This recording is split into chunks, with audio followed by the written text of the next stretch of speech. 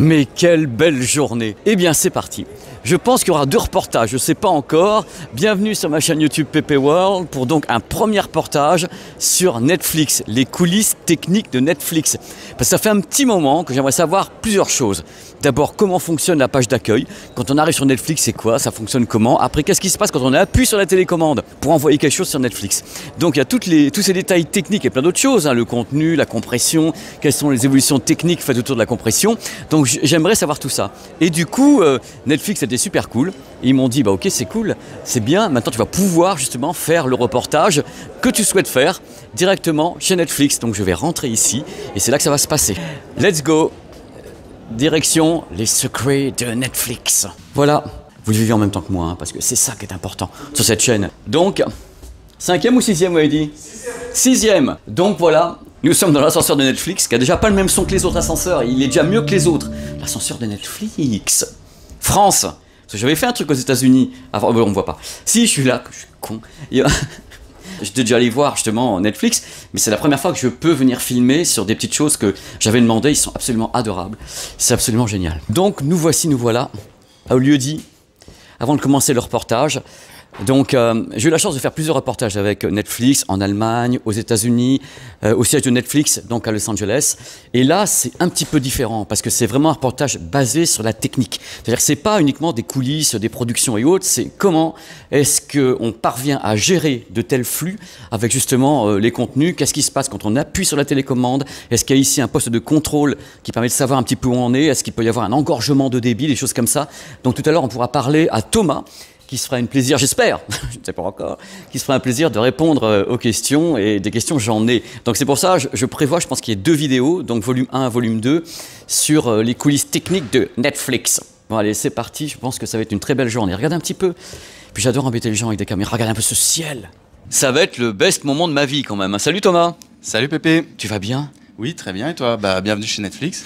Rien que la phrase me fait... Regarde comme ça bas, regarde, tuc, tuc, tuc, tuc, tuc. C'est du délire, je suis très content d'être là parce qu'en plus, comme j'ai dit dans l'intro, on va, je pense, répondre à des tas de questions techniques autour des gens. Qu'est-ce qui se pose comme question? D'abord, ton rôle, c'est quoi ici? Alors Pépé, moi je suis directeur monde de la politique d'acheminement des contenus de Netflix, c'est-à-dire travailler à s'assurer que les internautes du monde entier puissent accéder au stream Netflix dans les meilleures conditions. Monde? Monde, c'est ça, oui. Bon, je tremble encore plus des genoux. Asie, Amérique, Europe, Océanie, la peinture. Amérique du Sud. Faut que je sois à la hauteur. Hein. Voilà. Bon, écoute, Thomas, moi, ce que j'aimerais savoir, parce que justement, ce que les gens cherchent à savoir, quand tu mets en route Netflix chez toi, tu as d'abord un menu d'accueil qui apparaît. Ce menu, il vient d'où? Il est diffusé comment? Il est fabriqué comment, ce menu? Alors, il vient du cloud, en fait. C'est la première étape quand on se connecte à Netflix ou quand on lance l'application, c'est que tu vas charger depuis le cloud une interface qui t'est propre. Elle va dépendre de tes habitudes de ce que tu regardes, de tes genres préférés, parfois aussi du type de terminal sur lequel tu es. On ne recommande pas forcément la même chose sur un mobile ou sur une télé, le soir et l'après-midi.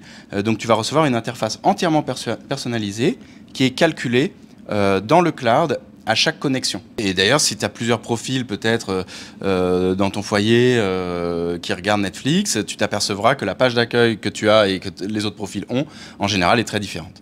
Donc là, les gens, entre guillemets, font l'acquisition de cette page. Cette page arrive, elle vient donc du cloud, elle est personnalisée grâce à l'algo qui a déjà travaillé autour de tes envies. Alors moi, ce qui m'intéresse, et on va parler de ça maintenant, c'est à un moment donné, tu fais tes choix, tu fais ta sélection. En général, on passe plus de temps à sélectionner qu'à regarder le film, quelquefois, tellement vous avez de propositions. Messieurs, dames, et quand tu appuies sur la télécommande, alors c'est là que l'aventure commence et c'est là que tu entres en piste, Thomas. Que se passe-t-il quand j'appuie? Alors, quand tu appuies sur le bouton play, il y a plusieurs choses qui vont se passer. On va d'abord déterminer le débit qui est possible dans tes conditions, que ce soit ton téléphone, est-ce qu'il est capable d'afficher de la SD, de la HD ou de la 4K si tu es sur une télévision. Est-ce que ton réseau va être capable aussi de gérer ce débit-là? Est-ce que tu es au 3e étage de ta maison et le Wi-Fi passe pas très bien? Ou au contraire, tu es chez toi, tu es connecté en fibre et il n'y a pas de problème? Et puis après, on va aussi déterminer où tu es physiquement, géographiquement, où est ta maison pour sélectionner le serveur qui est le plus proche de chez toi. En France, on a 40 lieux de livraison de contenu, c'est-à-dire 40 endroits où il y a des serveurs Netflix qui sont capables de faire du streaming au plus près donc des abonnés. Ça veut dire que si tu es à Paris, tu vas streamer depuis Paris. Si tu es à Bordeaux, à Strasbourg ou dans l'Orne, tu vas streamer depuis Bordeaux, Strasbourg ou depuis l'Orne. Mais justement, Thomas, tu me parles de 40 serveurs en France, des endroits où on fait un appel à ces serveurs pour avoir le contenu, mais vous êtes dans le monde entier, il y en a combien pour que ça fasse rêver les gens? Tu as combien de serveurs Netflix? Alors, on a 18 000 serveurs dans le monde entier. Comme tu peux imaginer, Netflix a environ 220 millions d'abonnés. Ça veut dire que, potentiellement, tu peux avoir 220 millions de streams en même temps dans le monde entier. Si on envoyait tous ces streams depuis Hollywood, les réseaux, les câbles sous-marins ne tiendraient pas la charge. Ça fond même, c'est fondrait. Je ne sais pas s'ils fonderaient, je pense qu'ils ne couleraient pas. Je sais pas. Donc le truc c'est qu'on ne peut pas faire ça, donc on délocalise. Donc exactement, on va délocaliser, on va déployer, en l'occurrence pour Netflix, 18 000 serveurs dans le monde entier, dans chaque pays, et même au-delà de chaque pays, dans chaque région ou chaque, on va dire, zone métropolitaine, chaque ville, pour que tu télécharges pas 220 millions de streams dans le monde entier depuis Hollywood, mais que toi, en tant qu'individu, tu télécharges un stream depuis à côté de chez toi. La raison pour laquelle on fait ça, c'est que on veut que Netflix marche bien en permanence, que ça rame jamais, qu'il n'y ait pas de congestion, de petites buffering, de roues qui tournent. Alors le buffering, c'est une mise en mémoire. C'est ça. On veut pas que ton visualisateur de vidéo, il attende le stream, qu'il aille plus vite que la musique. Donc nous, on veut amener la musique dans des serveurs à côté de chez toi. Justement, tu me parlais de latence, truc comme ça. Quand tu envoies une série, en fin de compte, est-ce qu'il y a justement c'est une mémoire tampon qui se met en route? Je vais dire, est-ce qu'il se parle? C'est-à-dire que le serveur parle à ton smartphone? Est-ce qu'il parle à ta box Apple TV? Comment ça se passe? Il y a un échange avant-arrière? Comment ça se passe à ce moment-là? Qui contrôle quoi et qui palpe quoi? C'est ça. Qu'est-ce que tu regardes en ce moment sur Netflix, Pépé? Stranger Things. Quand tu cliques sur Stranger Things, on va regarder trois choses. Est-ce que ton téléphone est capable d'afficher de la HD, de la 4K ou ta télé? On va regarder quel est le serveur le plus proche de chez toi. Et on va regarder, est-ce que le serveur le plus proche de chez toi a Stranger Things en stock sur le serveur? Alors, il peut ne pas l'avoir. Dans ce cas-là, et ça irait vers un autre endroit en France. Il peut, mais enfin, quand c'est Stranger Things, il l'a. On n'est pas dans l'obscur. On a des intelligences artificielles qui déterminent à l'avance on va dire les contenus qui vont être les plus populaires. Et dans le cas de petits serveurs qui ne peuvent pas stocker tous les films, mais peut-être 80-90%, on va prendre les plus populaires. Donc Stranger Things, il va être dans le serveur à côté de chez toi. Justement, Thomas, tu me parles de tes serveurs. Les serveurs, est-ce que ce sont tous les mêmes sur le territoire français? C'est-à-dire qu'ils ont tous la même capacité, la même taille, le même nombre de serveurs, le nombre de baies sont les mêmes? Ou est-ce que les serveurs qui sont plus ou moins gros? Est-ce que c'est le même modèle, entre guillemets? On ira les voir peut-être parce que vous m'avez proposé d'aller justement voir une ferme de serveurs, mais ce sont les mêmes ou pas? Alors il y a différents types de serveurs. Pour faire simple, on adapte la taille des serveurs à la taille de la demande. Le plus d'abonnés il y a, le plus on va mettre de gros serveurs de stockage. Pour stocker toute la bibliothèque Netflix, il suffit d'une demi-baie, donc c'est 8 serveurs. Un serveur, ça a la taille d'une boîte de pizza. Tu empiles 8 boîtes de pizza et tu as à peu près la taille d'un chien, d'un labrador devant toi. Et ça suffit pour stocker absolument tous les films et séries. On en a plus de 7800 films et séries sur une demi-baie. Mais c'est fou. Mais c'est dingue parce que moi, dans mon imaginaire, l'imaginaire du mec qui n'a pas tout vu, et peut-être des gens qui nous regardent, je me dis Netflix, c'est gigantesque. Il y a des milliers de programmes. Vous avez du 4K, Dolby Atmos, Dolby Vision, machin truc. Je m'imaginais une ferme entière de serveurs, n'importe où, je veux dire, dans le Jura, en Normandie. Et puis tu me dis que ça tient sur une baie qui ferait la taille d'un labrador? C'est simple. On travaille dur pour optimiser ça. On veut que Netflix marche le mieux possible.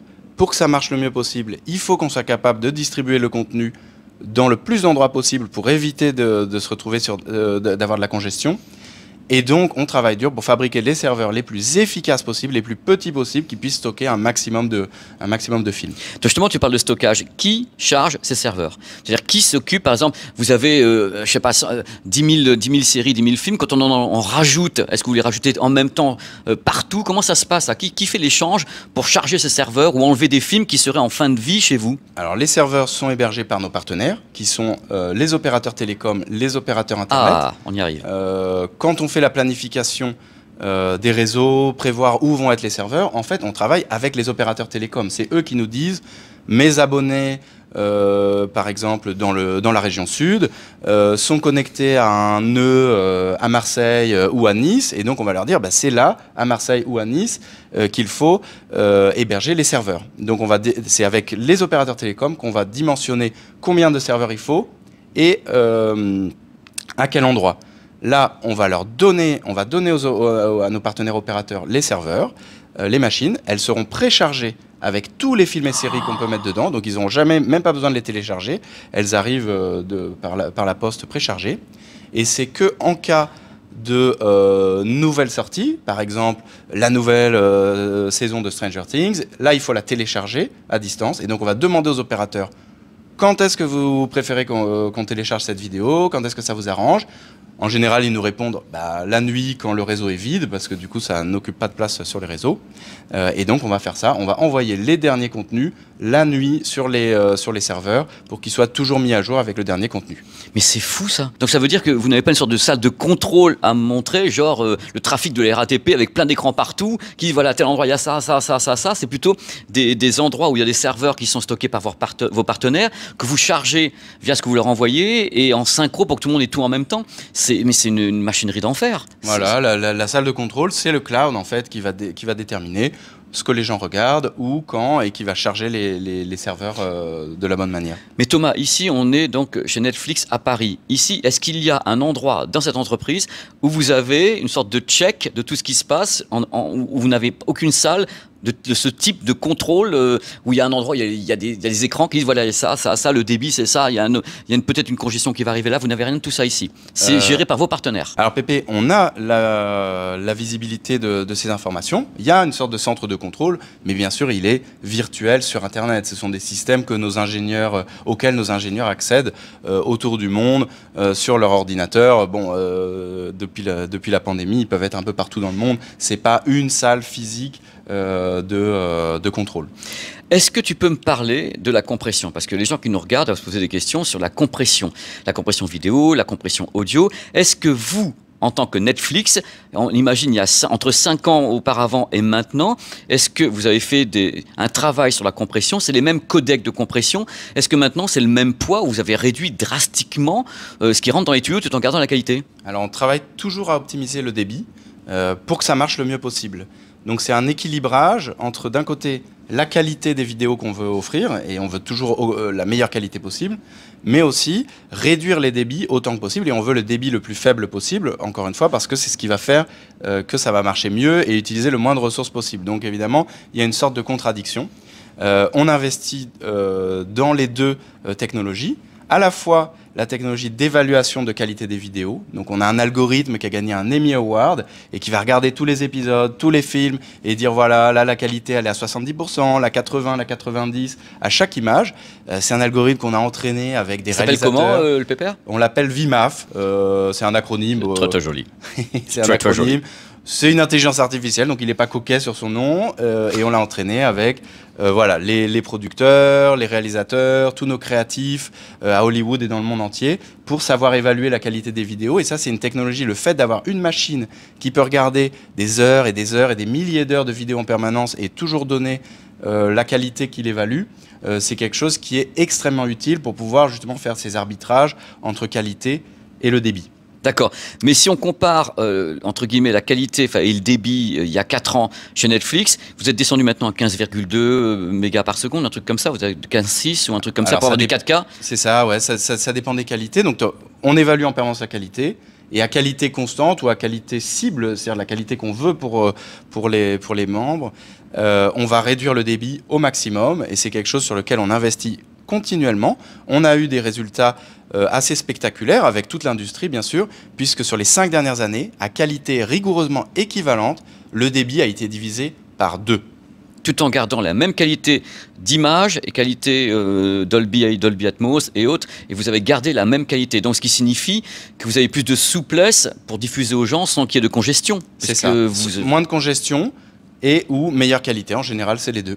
Alors, question on va faire très bref là-dessus parce qu'il y a des gens qui nous regardent qui sont quand même très très férus de techno. Est-ce que vous êtes désormais en HEVC au niveau du codec ou c'est de la V1? Vous avez utilisé quel codec maintenant, aujourd'hui, en 2022? Aujourd'hui, on essaie de faire le plus possible d'AV1. on est souvent limité par la machine qui regarde le stream, que ce soit une plus vieille génération de télé par exemple, ou un plus vieux décodeur, une box. S'il ne supporte pas la V1, alors on ne va pas utiliser la V1, on va utiliser des codecs antérieurs qui seront un petit peu moins efficaces. Donc ça veut dire qu'il y a plusieurs flux, parce que ce que tu me dis, c'est que la machine de l'autre côté, si elle est capable de le faire en AV1, donc est un codec très récent. Si elle ne sait pas le faire, vous avez également la solution du HEVC qui lui est digéré par la plupart des machines, y compris par les smartphones. C'est ça, en ce moment on a environ plus de 15 codecs sur le service, et donc potentiellement, selon les conditions dans lesquelles tu te connectes à Netflix, ton téléphone, ton réseau, etc., tu vas avoir un des 15. Mais ce qui est fou, Thomas, si je comprends tout, c'est parfaitement adaptatif. Tu me dis que tu as 15 codecs différents. Il y a un côté aussi où le serveur va, entre guillemets, palper ce qui se passe de l'autre côté pour savoir si on balance du 4K, du Full HD par rapport au device, smartphone, tablette. Donc c'est parfaitement adaptatif de A à Z, c'est-à-dire les codecs, la définition, tout s'adapte. Tout s'adapte aux conditions, tout s'adapte aussi au contenu. Le débit, c'est pas forcément la mesure ultime de qualité. Quand on a une scène qui bouge pas du tout, un manga ou un film, on va dire, où il n'y a pas énormément d'action, le débit va diminuer automatiquement parce qu'en fait la quantité d'informations à transmettre est moindre. Si par contre ça part à fond, Ryan Reynolds saute dans tous les sens, des lasers, etc. Là, le débit va augmenter. Le débit va augmenter proportionnellement. Le maximum de débit, enfin aujourd'hui, pour de la HD en France, on utilise moins de 5 mégabits par seconde. D'accord. La meilleure qualité qu'on propose en 4K, c'est à peu près 15 à 17 mégabits par seconde. Ok. Alors justement, on parle de ça parce qu'il faut qu'on en parle. Les gens se posent des tas de questions et que tu sois là, c'est vraiment génial. Thomas, je te remercie. Est-ce qu'on peut parler un petit peu du poids de Netflix, par exemple le soir à 21h. Autour de moi, tout le monde, je te rappelle, je suis sur Netflix. Donc ça veut dire quoi au niveau de la bande passante? Est-ce que Netflix, je sais pas, 50% de la bande passante à 21h, 60% de la bande passante Internet, vous en êtes où là-dessus? Est-ce que vous avez réussi à la baisser? Ou est-ce que c'est toujours la TT internationale? Alors il y a plusieurs façons de voir ça. Mais la réponse, c'est Netflix a un impact très très faible sur les réseaux, justement précisément grâce à cette technologie. Alors, une vision assez simple qu'on pourrait avoir, c'est savoir à 21h combien de personnes regardent Netflix, et donc en moyenne sur les connexions Internet, combien représente Netflix. Alors, nous, on ne sait pas ce que les gens regardent d'autre que Netflix, évidemment, mais en général, on est crédité. Regardez pas France. Un peu les confrères. Bon. Non, mais arrêtez, Thomas, pas moi, mais c'est très bien de parler de Néné. Bon, en général, on parle de 20%. Vous êtes sûr, pas plus? Selon les... J'ai eu des chiffres hallucinants, moi, pendant le confinement. Vous étiez à 50-60% de la bande passante le soir, avec tous les serveurs. J'avais des gouttes de sueur qui arrivaient jusqu'à chez moi. Bon, en moyenne, ça dépend. S'il y a un match de foot, par exemple, on va être beaucoup moins. Alors, en moyenne, sur l'année, ça s'équilibre. Tout ça pour pas dire que tu es à 50. Non.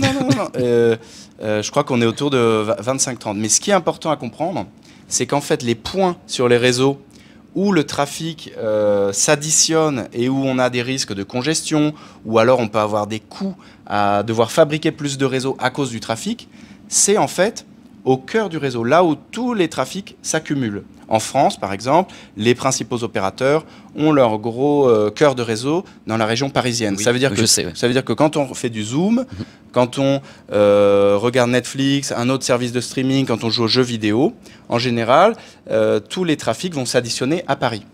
Donc plus tu as de trafic sur le cœur de réseau, plus tu dois augmenter la capacité du cœur de réseau.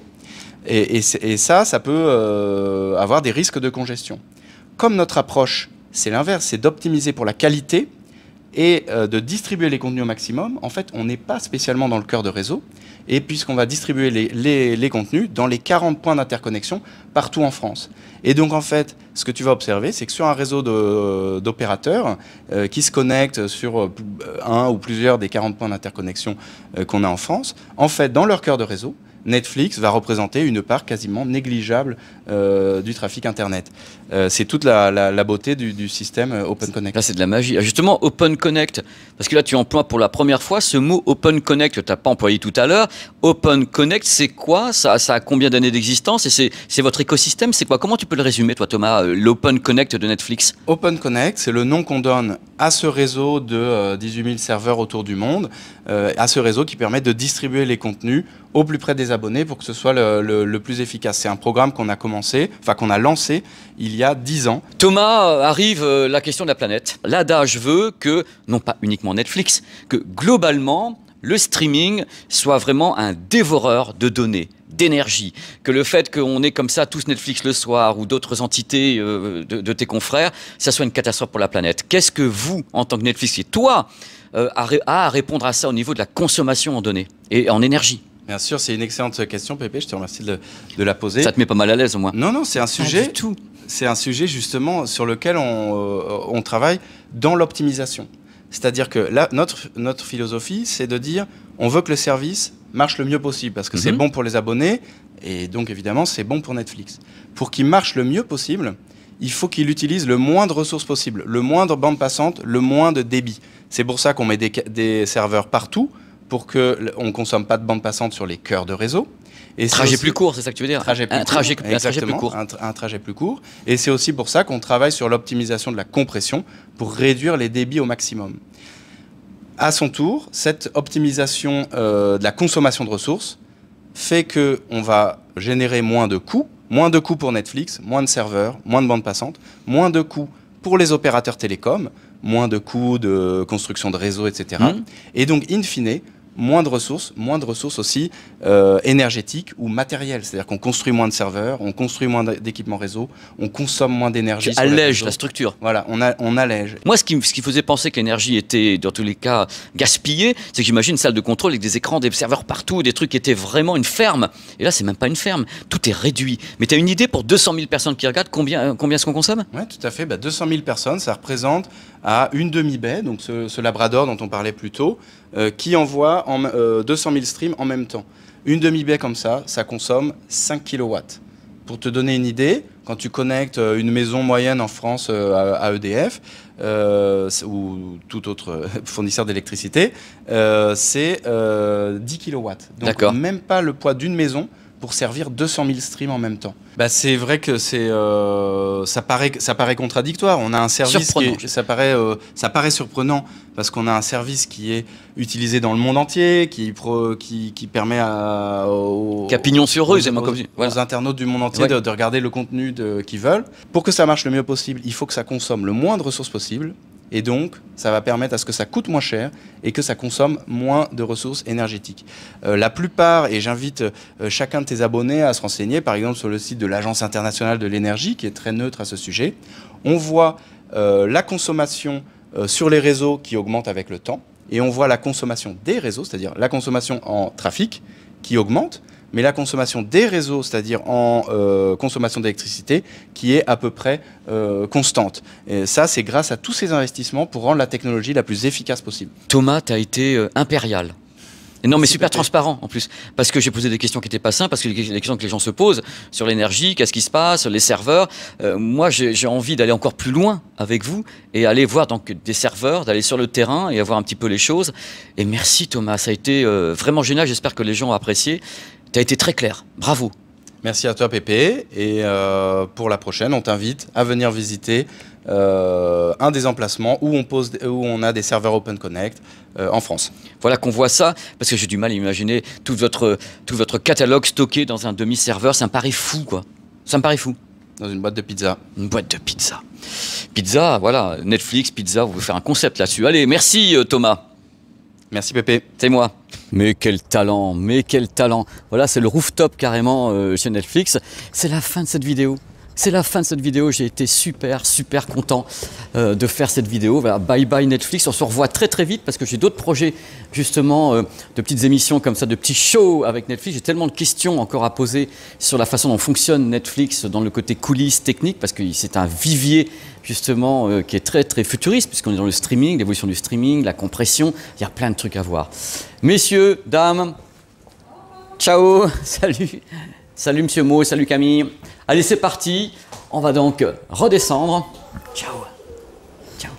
On va donc redescendre, direction la vraie vie. On va laisser les séries télé, on va laisser le 4K, le Dolby Atmos. Et pourquoi je pars dans ce sens-là? Voilà, ça a été un super plaisir de rencontrer Thomas. J'ai encore... Bon, là, voilà. Ça a été un super plaisir de rencontrer Thomas. Maintenant, ce qui m'intéresse, c'est d'aller en production, c'est-à-dire aller assister à du doublage, assister à un étalonnage Dolby Vision, à des tas de choses comme ça autour de ce que fait Netflix, parce qu'il y a vraiment des possibilités infinies de faire des trucs dans la production et voir comment ça se passe. Mais comment ça va? Allez, ciao! Ciao les gars! Et voilà, maintenant je reviens à la vie. Ici, dans cet endroit extraordinaire, il fait 25 degrés.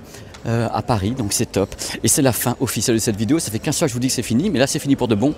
Et j'ai été heureux. Mais vous me connaissez, hein, moi je pouvoir faire ça pour vous, moi je deviens fou, quoi, tellement je suis content. Donc c'est suite au prochain épisode. Je ne sais pas quand ça aura lieu parce qu'on va prévoir justement une visite des serveurs, mais je ne sais même pas quand je mets cette vidéo en ligne. À mon avis c'est à la rentrée parce que la mettre au mois de juillet c'est un peu compliqué. Donc cette vidéo est arrivée, la suivante je pense qu'elle va arriver très rapidement et c'est la partie serveur sur le terrain. Merci d'avoir suivi cette vidéo, ça m'a fait super plaisir et vous avez vu Thomas est absolument génial. Voilà. Allez, à très vite, ciao, à bientôt sur la chaîne YouTube. Alors là, on m'a dit tout à l'heure quand j'étais à Pornic, bah oui mais Pornic c'est joli, mais ne reste pas à Pornic, puisqu'il y a un truc à voir à Saint-Brévin. Un truc que je voulais voir depuis longtemps, c'est le serpent de mer de Saint-Brévin. Aussitôt dit, aussitôt fait, bing, qui est là? Le serpent de mer de Saint-Brévin. Donc on va aller faire un petit tour comme ça, un petit bonus rapide. Hein.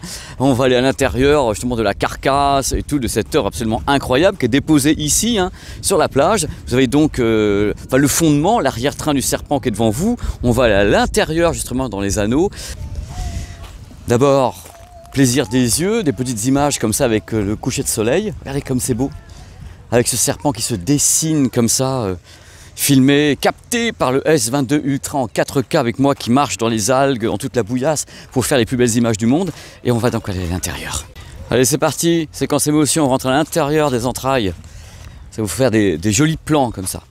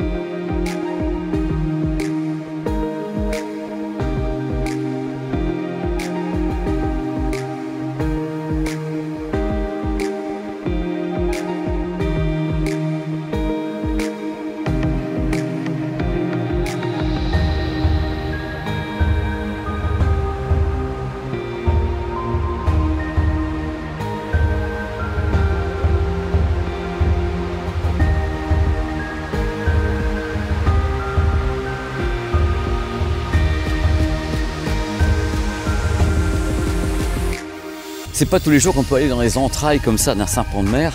Donc venez faire un tour à Saint-Brévin parce que je pense qu'il est là depuis longtemps et qu'il va rester, hein, le bestiau. On va aller voir un petit peu, faire la gueule.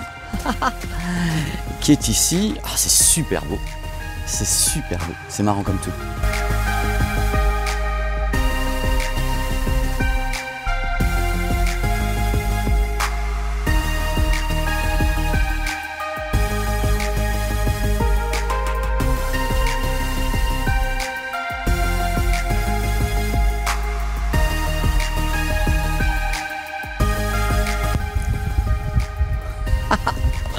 Voilà, croqué.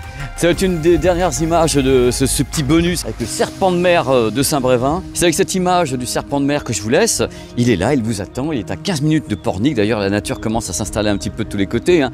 Les algues de partout. Là, vous l'avez eu à marée basse, donc on a les fondations, mais à marée haute, donc la mer remonte beaucoup. Et on a cette sensation de ce monstre qui sort justement de la mer. Ça laisse plus de place à l'imagination quand la marée est haute que quand la marée est basse. Mais ça reste une merveille. Regardez un peu cette gueule qu'ils lui ont fait. En général, quand la marée arrive, donc ici, c'est la gueule dépasse ainsi que l'architecture qui est là.